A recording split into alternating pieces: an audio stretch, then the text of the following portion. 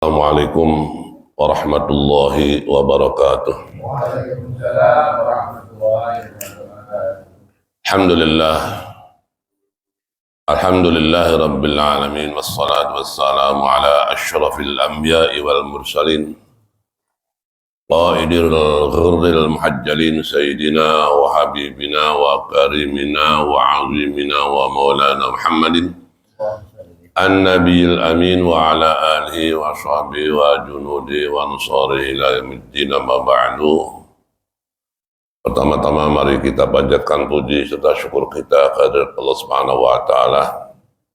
Atas nikmatnya lah kita hadir di Masjid Nur Sa'adah dari tempat kita yang berbeda-beda, dan karena dimudahkan pula jalan kaki kita menuju masjid itu pula, maka kita berada di tengah-tengah tempat yang insya Allah selalu dimuliakan oleh Allah Subhanahu wa taala. Salat serta salam semoga terlimpah kepada junjungan kita baginda Rasulullah Muhammad sallallahu alaihi wasallam, dan kita yang mencintai beliau walau tidak pernah bertemu dengan beliau, hanya sejarah dan kepribadiannya yang sangat indah. Ketika kita mendengar berita dari orang-orang yang terpercaya, maka semoga kita sangat mencintai beliau. Insya Allah kita kelak di yaumil mahsyar semoga selalu mendapatkan rahmat Allah dan mendapatkan syafaat dari baginda Rasul Muhammad sallallahu alaihi wasallam. Bapak-bapak hadirin rahimakumullah, bahasan kita pada lanjutan kajian tafsir surat yang ada di Al-Ghasyiyah, yaitu ayat 8 dan seterusnya. Allah Subhanahu wa taala berfirman pada ayat 8 dan seterusnya, a'udzubillahi minasyaitonir rajim, wujuhu yawma idzin na'imah li sa'iha radiyah fi jannatin 'aliyah la tasma'u fiha laghiyah fiha 'ainun jariyah fiha sururun marfu'ah wa akwabun mawdu'ah wa namariqu masfufah wa zarabiyu mabthusah. Shadaqallahul azim. Ini yang saya baca adalah ayat 8 sampai dengan ayat 16. Pada bulan yang lalu ayat 1 sampai dengan ayat 7 Allah Subhanahu wa taala menjelaskan bagaimana orang-orang yang mendapatkan kesusahan, orang-orang yang mendapatkan kesulitan, orang-orang yang mendapatkan goncangan yang dahsyat di padang mahsyar ketika mereka menjadi orang-orang yang kehidupan dunianya menjadikan kesenangan yang menggelapkan mata hatinya, sehingga mereka tidak mendapatkan kebaikan, apalagi kebahagiaan. Nah, pada ayat 8 sampai ayat 16 mengungkap tentang orang-orang yang dekat hatinya kepada Allah Subhanahu wa taala, sehingga mencintai Allah dan Rasulnya lebih dicintainya daripada mencintai selainnya. Kita mulai ayat 8. Allah Subhanahu wa taala berfirman, wujuhu yawma idzin na'imah, banyak muka pada hari itu berseri-seri, li sa'iha radiyah, ayat 9-nya merasa senang karena usahanya mendapatkan ridhonya, di jannatin 'aliyah, dalam surga yang tinggi, la tasma'u fiha laghiyah, tidak kamu dengar di dalam surga perkataan yang tidak berguna. Fiha 'ainun jariyah, Di dalamnya ada mata air yang mengalir. Fiha sururum marfu'ah. Dan ada di dalamnya kasur-kasur yang ditinggikan. Wa akwabum maudu'ah, dan gelas-gelas yang diletakkan. Wa namariqu masufah, dan bantal-bantal sandaran yang tersusun. Wa zarabiyu mabsusa, dan permadani yang terhampar.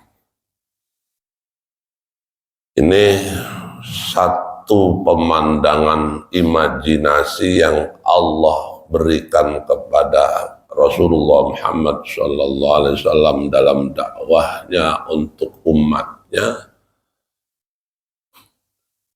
sekedar memberikan satu daya fikir yang hakikatnya juga tidak pernah terjangkau. Daya fikir itu cuman meminjam bahasa kesenangan manusia di dunia.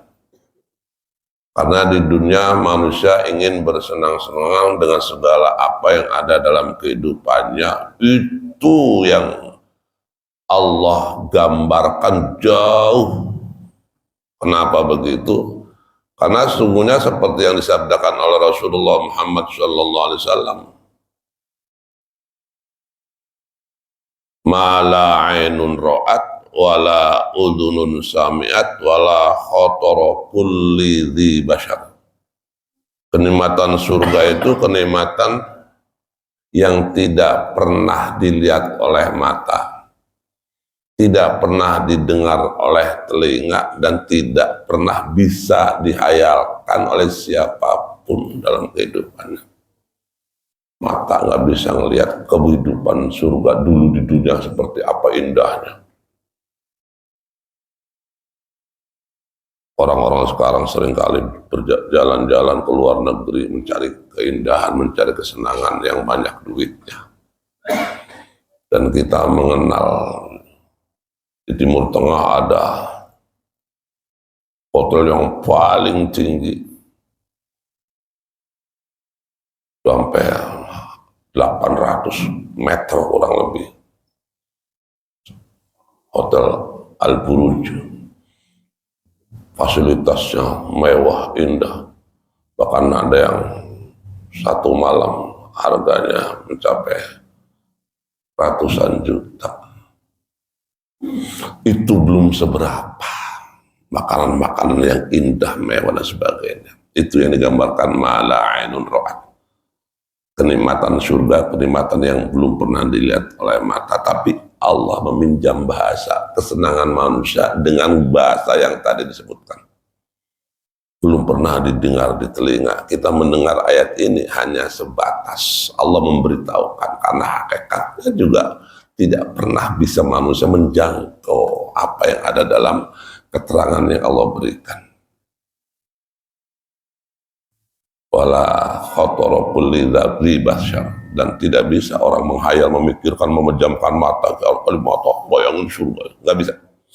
Tapi Allah meminjam bahasa yang disenangi oleh manusia, seperti yang tadi disampaikan, supaya manusia berpikir secara positif tentang kebesaran Allah yang sangat luar biasa, tidak bisa dicerna oleh otak, karena otak yang diberikan oleh Allah kepada manusia dibatasi dengan kemampuan maksimalnya, karena ilmu di dalamnya juga dibatasi oleh Allah. Itu yang Allah firmankan, wa ma utitum min ilmi illa qalila. Sehebat apapun orang, sekelas profesor, dokter spesialis, apalah itu, tetap kalau dikumpulkan jadi satu tidak akan mampu dan tidak akan mengalahkan ilmunya Allah dengan segala kebesarannya. Itu gambaran. Kita lanjut.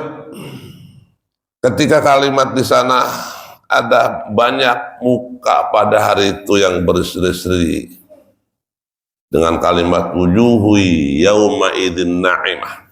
yaitu pada hari kiamat nanti setelah sangkakala kedua, kemudian digiring manusia padang mahsyar, kemudian orang-orang yang ada dalam kedekatannya di dunia dan kecintanya kepada Allah Subhanahu wa taala melebihi cintanya kepada selainnya, wajahnya berseri-seri karena senang dapat dikenali lewat wajahnya oleh baginda Rasul, sehingga Rasul memanggil untuk baris di bawah bendera la ilaha illallah Muhammadur Rasul. Itu yang digambarkan ghurran muhajjalin, adab bin atharil wudu. Makanya wanti-wanti sunnah wudu jangan diusap dengan handuk wajah, tangan dan kaki, karena itu kelak akan menjadikan cahaya yang sangat indah pada saat di padang mahsyar. Orang-orang sekarang banyak yang mengamalkan itu, tapi lebih banyak yang enggak. Habis wudhu langsung handuk kecil. Ditanya kenapa mas? Pakai geremet, katanya airnya ngalir di sini nggak enak. Kalau udah biasa enak loh mas. Sama aja dengan anak-anak yang udah biasa hujan-hujanan. Buru-buru pakai payung dia nyari air dan turun hujan begini-begini kayak gitu. Itu gambaran kita kalau yang sudah mampu mengadopsi hadis tentang sunnahnya kita berwudu tidak diseka. Bahkan yang punya di dagunya jenggot juga jangan diseka, karena tetesan-tetesan air yang dari jenggotnya itu Allah akan berikan cahaya yang luar biasa, dan Allah persaksikan dengan ciptakannya malaikat-malaikat yang telah bertasbih kepada Allah untuk orang-orang yang wudhunya baik. Sahabat-sahabat sangat senang berwudu dan sahabat-sahabat sangat senang mengistiqomahkan wudu. Di antara yang paling diceritakan, sahabat yang paling senang istiqomah berwudu dan paling senang untuk tidak diseka di antara padahal sekian banyak dalam cerita adalah sahabat Umar bin Khattab. Sampai ditakuti oleh iblis laknatullah dari sinar cahayanya. Kalau iblis berpapasan akan terbakar iblis, bakal lari puntang-panting. Saat lari itulah Nabi diperlihatkan oleh Allah puntang-pantingnya iblis, dipanggil iblis. Iblis itu sama Nabi Muhammad takut juga dipanggil, datang. Sama juga iblis itu masih takut kepada Allah, dan iblis mengakui Allah sebagai Tuhan. Kan gitu kan di dalam Al-Quran. Qala fa bi izzatika la ughwiyannahum ajma'in. Iblis berkata, dengan keperkasaan dan kemuliaanmu ya Rabb, aku akan menghancurkan anak cucu Adam seluruhnya, illa ibadaka min humul mukhlasin, kecuali hamba-hambamu yang mukhlasin dalam beribadah kepadamu. Itu yang ada dalam ayat Al-Quran. Maka pada hari kiamat nanti wajahnya berseri-seri karena dikenali dari air wudunya, dikenali dari zikirnya, dikenali dari kecintaan hatinya kepada Allah dan Rasulnya. Dan senang dengan dapat dikenal lewat wajah-wajah mereka itu. Dan senang kebahagiaannya melebihi senang dan kebahagiaan orang ketemu dan orang yang paling dihormati. Padahal yang paling dihormati di dunia ini yang Allah perintahkan adalah kedua orang tua, tapi enggak orang sekarang. Senang ketemu dengan presiden, senang ketemu dengan pejabat, senang ketemu dengan artis internasional, sampai foto, selfie dan sebagainya lah, rebutan salaman. Itu tuh gambaran kehidupan dunia. Maka ketika kita ada dalam kapasitas ghurral muhajjalin yang bekas air wudhu kita, dan kemudian didapatinya, dikenalinya kita oleh Allah Subhanahu wa Ta'ala yang Maha Kuasa dan Maha segalanya, dan dipanggilnya kita oleh baginda Rasul Muhammad SAW, ada dalam pengakuan kita sebagai umatnya, senangnya luar biasa, bahagianya luar biasa. Dan itu hanyalah dicapai dengan hasil dan jerih payah, bukan dengan tenaga semata, tapi dengan hati yang penuh dengan cinta.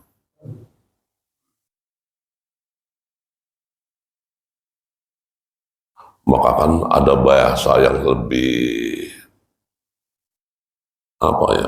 lebih spesifik. Fil qalbi laisa illallah, di hatiku tidak ada kecuali Allah. Iya, itu bahasa tidak salah, tapi manusia menetapkan di hatinya tidak ada yang lain kecuali Allah, itu sangat amat berat. Boleh di hati ada selain Allah, tetapi jangan lebih besar kecintaannya dibanding kecintaannya kepada Allah. Karena faktanya kita nggak bisa.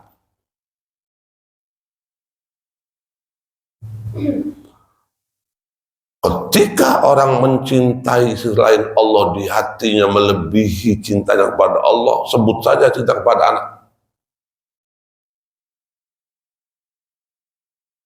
Begitu anak diambil oleh Allah dengan cara yang sangat menyedihkan, orang tua itu pingsan. Betul apa tidak? Saya punya teman, anaknya tunggal.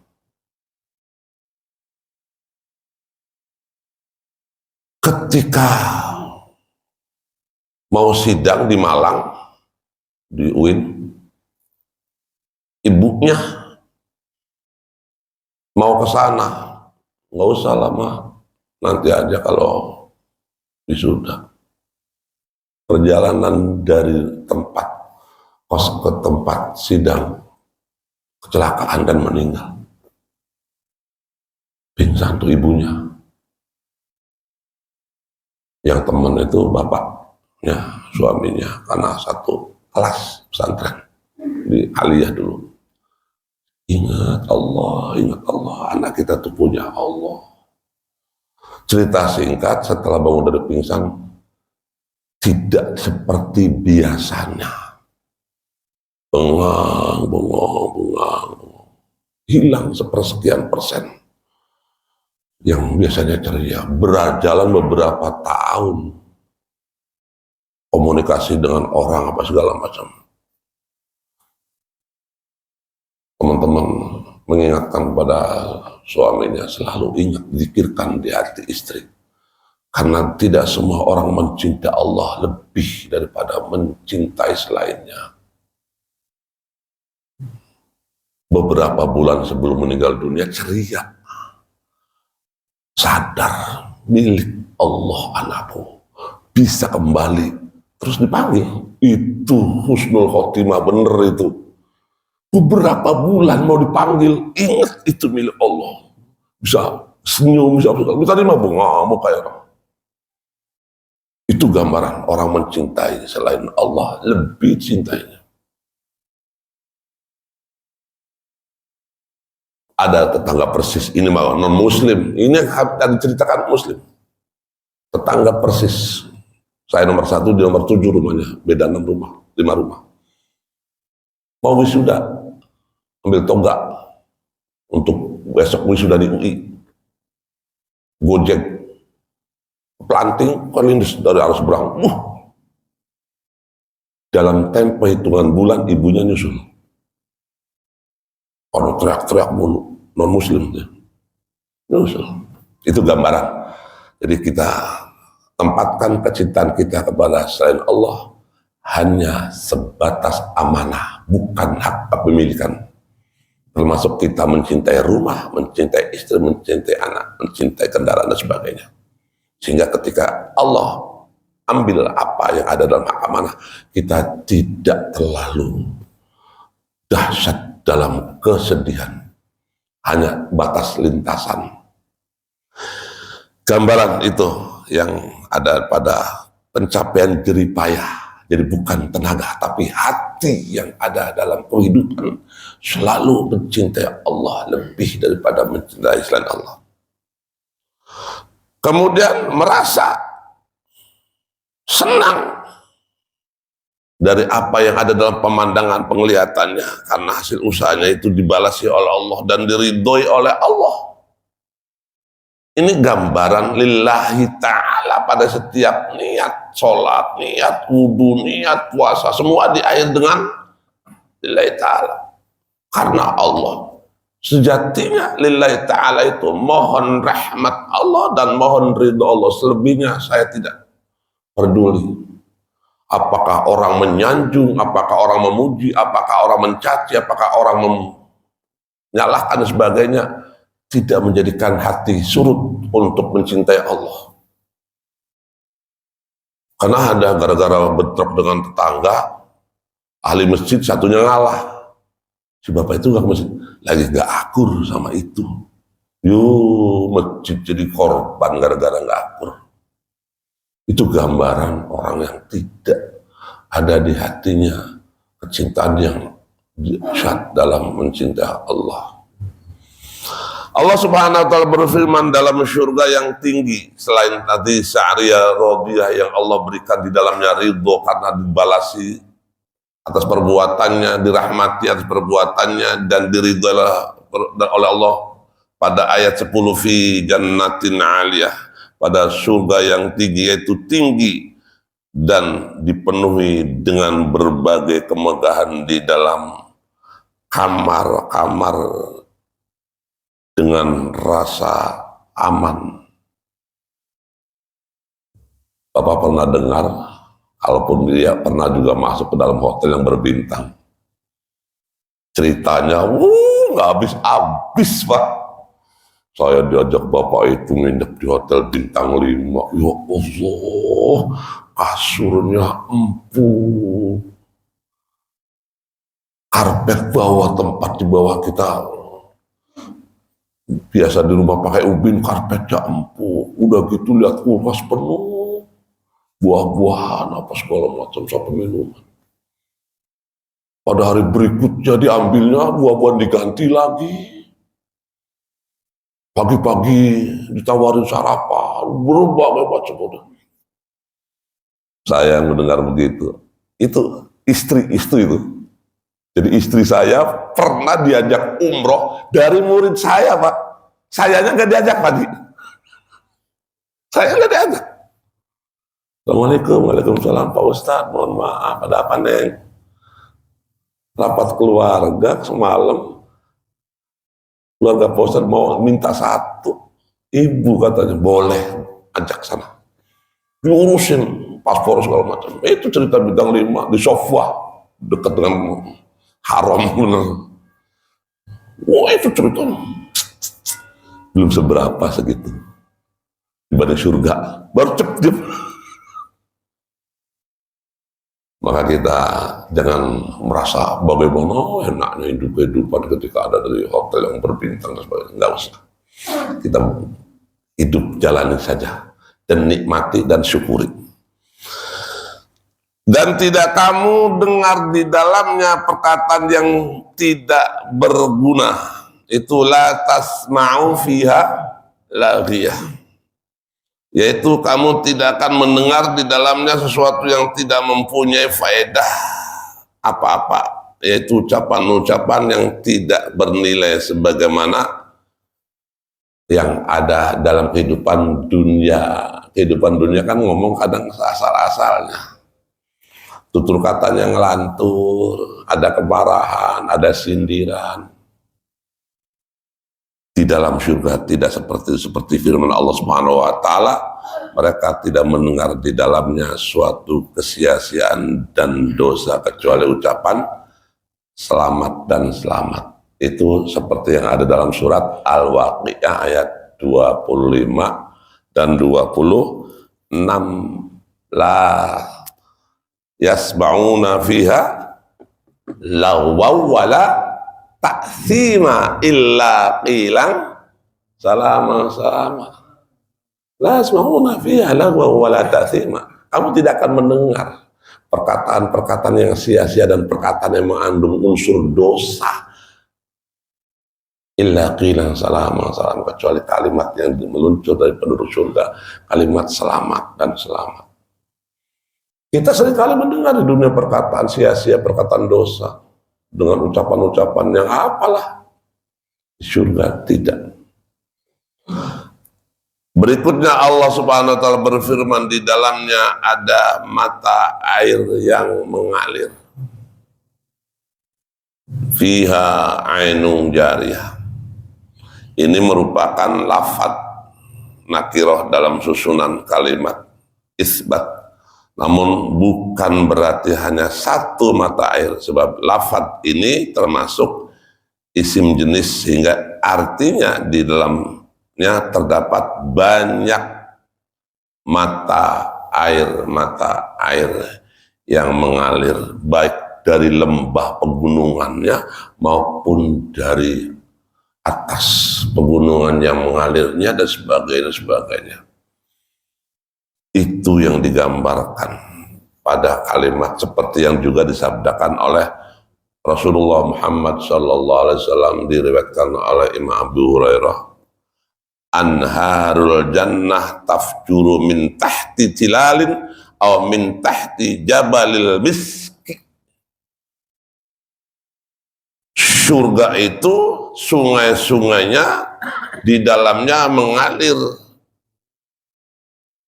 dari pemancaran bawah anak bukit atau dari bawah gunung Kasturi.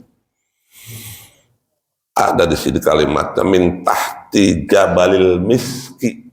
Ini kalau matan hadisnya dari Imam Abu Hurairah kan udah jelas banget. Sahih.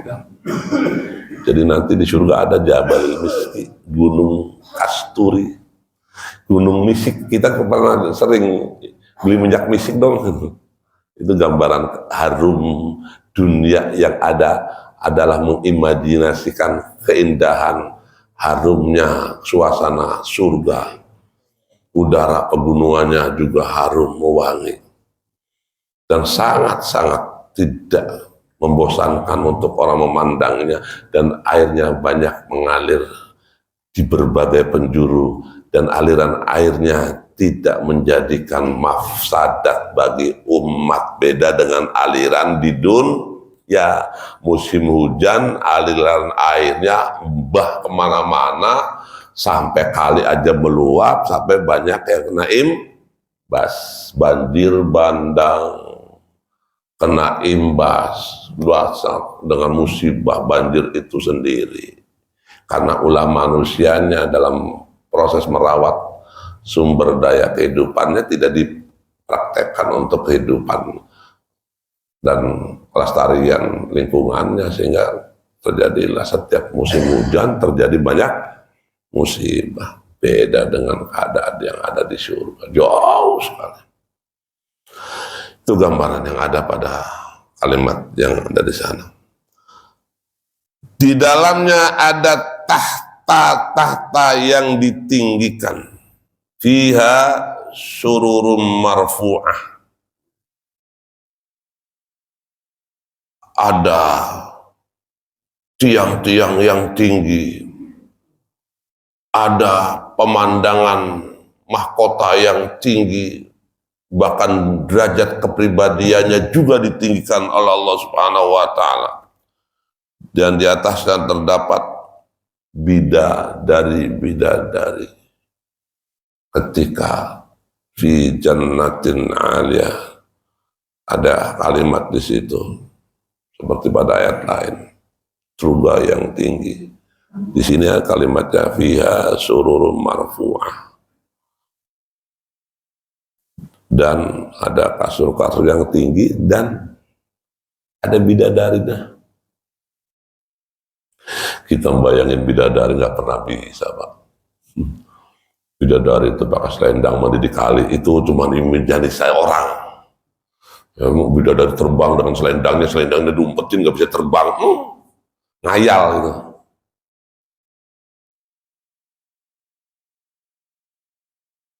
Di dalam surat Waqiah balik lagi, Uruban Atroba ada usianya sebaya, ada Abkaro, biker terus. Apa itu biker itu?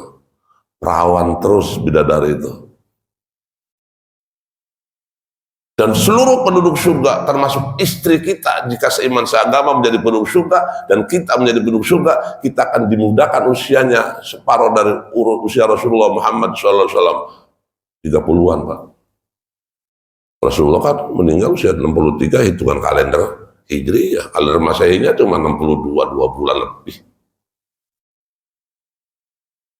Dan istri kita seiman seagama juga lebih hebat dari bidadari. Karena bidadari itu sejatinya buat membantu istri kita yang dipercantik lebih dari bidadari. Biker selalu, perawan terus, nggak pernah itu yang namanya selaput darah itu sobek. Urusan begitu di dunia, banyak orang yang sangat tidak ngerti, karena itu mereka seringkali mencari orang-orang untuk pelampiasan kehidupan hawa nafsunya, mencari gadis-gadis sebagainya.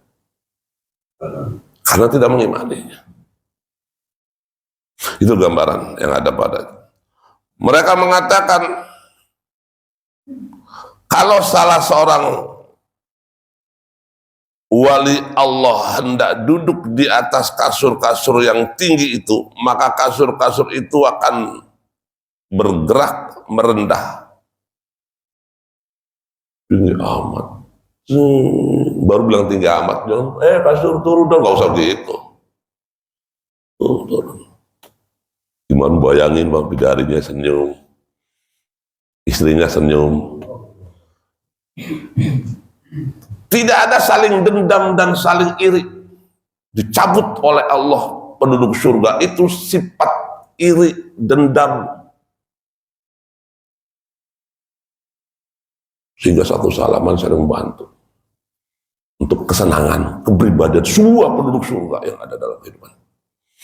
Nah, uruban atroba udah situ, isurul marfu'ah udah, aqwabu mawdu'ah wa aqwabu mawdu'ah, dan gelas-gelas yang diletakkan yaitu pada piala-piala untuk minuman, dan selalu sedia dan menanti bagi siapa yang hendak meminumnya. Disediakannya para pelayan-pelayan yang sangat berbaik budi dan sangat tidak ditemukan di dunia pelayan-pelayan itu. Dan itu adalah bagian dari hamba Allah yang diciptakan dengan kun fayakun. Bukan pelayan dari surga. Gimana ceritanya orang bukan pelayan dari dunia? Gimana kalau di dunia ada pelayan kemudian dijadikan di surga, masuk surga jadi pelayan lagi? Emang ada yang lamar dari pelayan di sana? Jadi kita seluruhnya dilayani oleh hamba-hamba Allah yang diciptakan dengan kun fayakun. Gak ada suci gosok, gak ada jemur pakaian, gak ada beli pakai, tapi pakai selalu harus. Itu gambaran. Dan bantal-bantal sandaran yang tersusun. Itu ayat 15. Wan mariku masfufah, dan permadani yang terhampar. Wazarobi mafsusa, yaitu terhampar di sana sini bagi siapa saja yang hendak duduk di antara dinding-dinding yang ada dalam ruangan yang sangat indah itu, dan bantalannya sudah tersusun.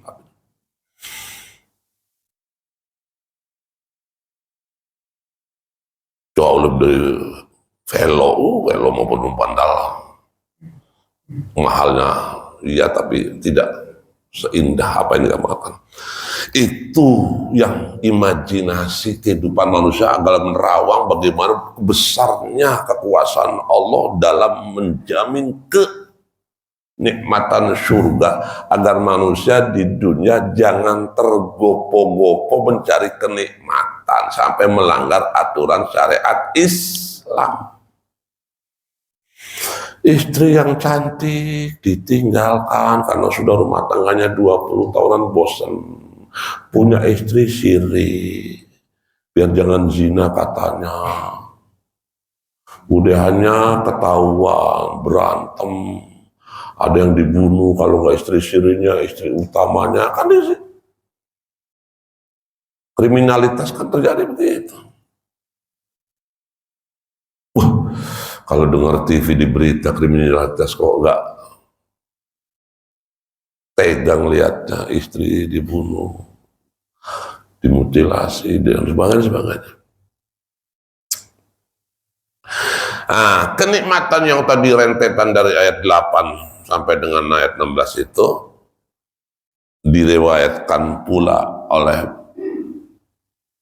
Usamah bin Zaid, riwayat dari Usamah bin Zaid radhiyallahu an, Rasulullah Muhammad sallallahu alaihi wasallam bersabda, ala hal min mustamirinil jannah fa innal jannata la hatara laha hiya wa rabbal ka'bah nurun wa yatala'la'u wa raihanatun tahtazzu wa qasrun mashid wa nahrun mutarradun wa tamratun nadihatun wa zawjatan husana jamilah wa halalan katsiran wa muqaman fi abadin fi darin la salimah wa fakihatin wa hadratin wa hamratin wa na'matin fi mahallati 'aliyatin bahiyatin.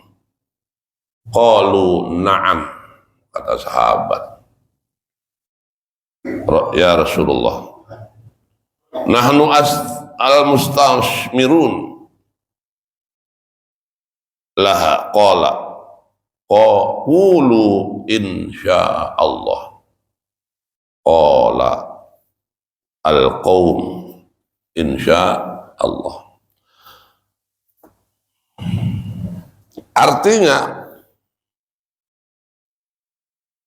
perhatikan, adakah orang yang hendak masuk surga dengan segera? Kumpul para sahabat. Adakah kalian yang ingin masuk surga dengan segera? Lambi melanjutkan sebelum orang-orang menjawab. Karena surga itu tidak dapat dibayangkan kenikmatannya.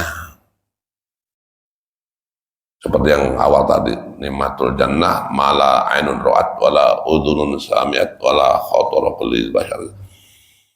Kenikmatan surga itu tidak dapat dibayangkan kenikmatannya. Itu adalah demi zat Allah pemilik Ka'bah. Cahaya yang berkilauan, kesenangan yang menggoda, istana yang kokoh, sungai yang mengalir, buah-buahan yang matang dan terus tidak expired, istri yang baik dan cantik. Keterangannya melebihi baik dan cantiknya bidadari, dan bidadari bisa diatur oleh istri. Ibarat contoh, di kerajaan istri itu permaisuri, bidadari itu dayang-dayang. Sutra-sutra yang banyak, tempat tinggal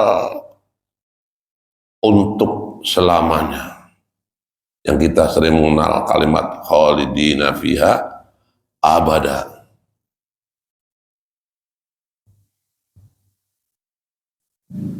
Di negeri yang penuh dengan keselamatan, buah-buahan, kelembutan, kegembiraan, kesenangan di tempat yang tinggi dan penuh dengan kemegahan.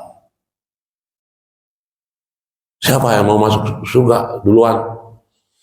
Kalimatnya kira-kira gitu kalau kita simpulkan. Jawab para sahabat, tentu saja wahai Rasulullah, kami adalah orang yang ingin segera masuk surga. Dengan kata lain, saya pengen cepat mati deh, kalau gitu caranya mah. Rasulullah SAW menegaskan, katakanlah insya Allah. Lalu mereka mengatakan insya Allah. Ini maka penting kalimat insya Allah dalam segala urusan kebaikan. Karena Allah senang sama hamba-hamba yang selalu mendekatkan hatinya hanya berpasrah kepada Allah, karena ketetapan dan ketentuan Allah tidak bisa diintervensi oleh orang-orang yang sombong dan tidak bisa diintervensi oleh orang-orang yang ahli ibadah sekalipun, kecuali pribadinya selalu ada dalam tawadhu dan tadarruk. Dan insya Allah itu bentuk dari pengakuan kita sebagai hamba yang lemah, hanya Allah yang berikan kekuatan. Jangan lupa ya, besok jam 10 kita kumpul, insya Allah. Jangan insya Allah dong, ada nggak yang bilang begitu? Kayaknya kok nggak niat banget pakai insya Allah. Itu orang yang bilang begitu, orang yang imannya setipis bawang merah kulitnya. Justru insya Allah itu menggambarkan keteguhan hati hanya milik Allah dalam segala urusan gerak dan langkah. Sementara Allah akan memudahkan jalan kepada orang yang menuju kepada kebaikan. Menuju kejelekan aja dimudahkan karena ada sifat rahman. Tetapi untuk orang yang beriman tertahan kejelekannya karena Allah sangat mencintainya, dan dimudahkan jalan kebaikannya karena Allah sangat menyayanginya. Jadi selalulah insya Allah lebaran kita ketemu, insya Allah tahun ini kita moga-moga Allah berikan rahmat, dan insya Allah, dan terus. Karena kalimat insya Allah kan sejatinya memberikan gambaran tidak ada daya dan upaya kecuali bila Allah menghendaki. Tapi beda lagi dengan promosi iklan. Nggak ada. Minum obat ini, insya Allah sembuh. Nggak ada yang beli. Pasti sembuh. Minum pasti sembuh. Nggak pernah sembuh-sembuh. Masih laris juga obat. Karena mereka sadar yang menyembuhnya Allah. Cuma terjerat aja oleh iklan. Kalimat pasti. Orang yang mengebut kata pasti dalam tauhid itu termasuk orang yang sombong. Bapak janji besok mau datang jam berapa? Jam 8. Bener ya? Pasti. Kalimatnya sederhana. Tapi itu orang yang sombong. Meniadakan kebesaran dan kekuasaan Allah dalam mengatur manusia. Kalau nggak datang-datang, kecelakaan di tempat di mana perjalanan menuju jam 8 itu. Dan itu bagian yang tak terhindarkan. Makanya ayo, biasakan kalimat insya Allah kita untai dalam segala urusan, janji dalam segala urusan apa dengan segenap manusia. Karena insya Allah itu memudahkan jalan kepribadian kita ketika kita tawadhu kepada Allah Subhanahu wa Ta'ala atas ketidakberdayaannya, kecuali bila Allah menghendaki.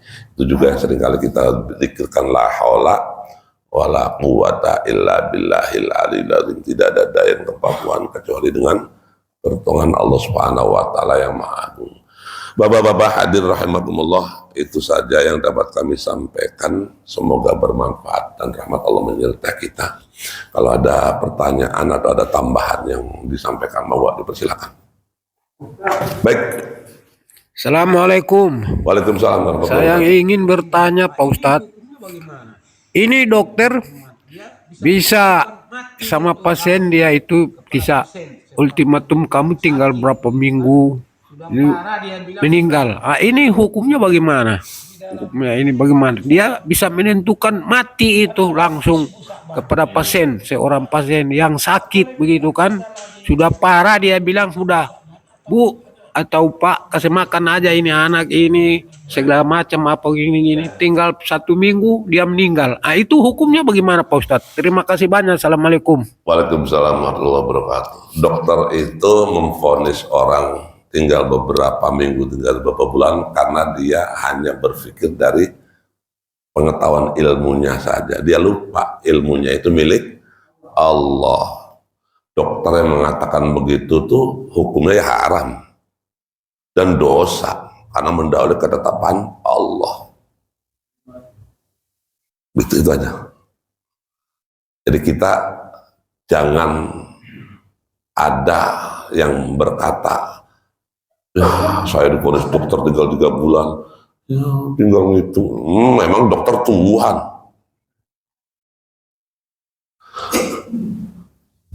Balik lagi Pak, tetangga depan persis Pak. Aduh, pintu gerbang. Orang umumnya kalau cuci darah tinggal nunggu waktu kan. Setelah 6 tahun cuci darah sembuh Pak. Dan sekarang bisa naik motor lagi jamaah sholat ke masjid. Subhanallah, kebesaran Allah ya Pak. Iya Pak Ustaz, saya ngerasain kalau tidak tolong Allah, teman-teman yang cuci darah itu pada meninggal Pak. Jadi ginjal kembali sehat. Kan luar biasa kan?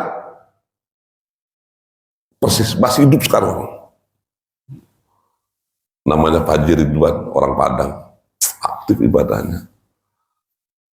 Itu contoh. Sesuatu yang tidak mungkin menjadi mungkin bila Allah berkehendak. Monggo yang lain. Cukup. Mari kita baca doa Allahumma shalli ala sayyidina Muhammad wa ala ali sayyidina Muhammad. Alhamdulillah rabbil alamin. Hamdan yuafi ni'amahu wa yukafi mazidah. Rabbana lakal hamdu wa lakal syukru ma yanbaghi li jalali wajhika wa 'azimi sultanik. Allahumma a'inna ala dzikrika wa syukrika wa husni ibadatik. Allahumma nas'aluka al-huda wat tuqa wal 'afafa wal ghina. Allahumma nas'aluka nafsan bika mutmainnah tu'minu bi liqa'ika tarda bi qada'ika taqna bi atwa'ika. Allahumma habbib ilaina al-iman wa zayyinhu fi qulubina wa karrih ilaina al-kufra wal الفسوق والعصيان واجعلنا من الراشدين. اللهم نعوذ بك من الهم والحزن والعجز والكسل والجبن والبخل ونعوذ بك من غلبة الدين والسير والزلازل وقهر الرجال. ربنا ظلمنا انفسنا وان لم تغفر لنا وترحمنا لنكونن من الخاسرين. ربنا اغفر لنا ولوالدينا وارحمهما كما ربيانا صغارا. ربنا هب لنا من ازواجنا وذرياتنا قرة اعين واجعلنا للمتقين اماما. ربنا لا تزغ قلوبنا بعد إذ هديتنا وهب لنا من لدنك رحمة إنك أنت الوهاب. ربنا آتنا في الدنيا حسنة وفي الآخرة حسنة وقنا عذاب النار وادخلنا الجنة مع الأبرار يا عزيز يا غفار. قال سبحان ربك رب العزة عما يصفون وسلام على المرسلين والحمد لله رب العالمين. والله الموفق إلى أقوام الطريق. السلام عليكم ورحمة الله وبركاته.